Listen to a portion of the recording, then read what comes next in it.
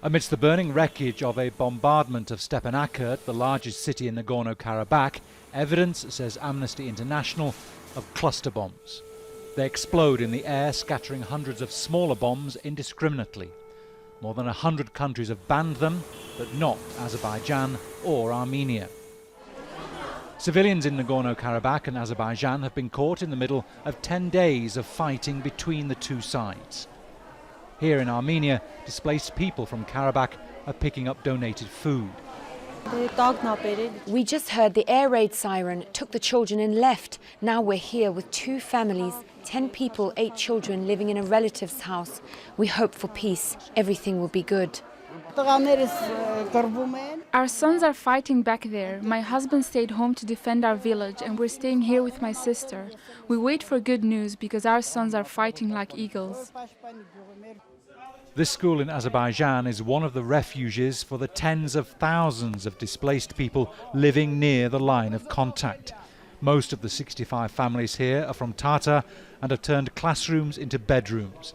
Food is provided by donors and the local government. They began shelling everywhere. Our houses were hit, most places were damaged. Old mothers like me and children came here. We had to leave only with the clothes that we were wearing. We were at home when they started shelling and we had to jump out just as we were. We hardly saved our own lives. Shame on the Armenian forces that attack civilians despite the fact that they are living on our lands. A ceasefire still seems a distant prospect. Turkey's foreign minister was in the Azeri capital Baku on Tuesday. Mevlut Cavusoglu questioned what the point of a ceasefire would be when there's been one for the last 30 years and Armenia still hasn't withdrawn from Azeri territory it occupies.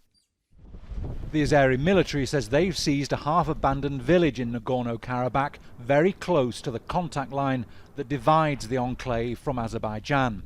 Armenia's government didn't immediately comment. The Russian and French foreign ministers and the US Secretary of State have condemned what they call the unprecedented and dangerous escalation of violence in and outside of Nagorno-Karabakh.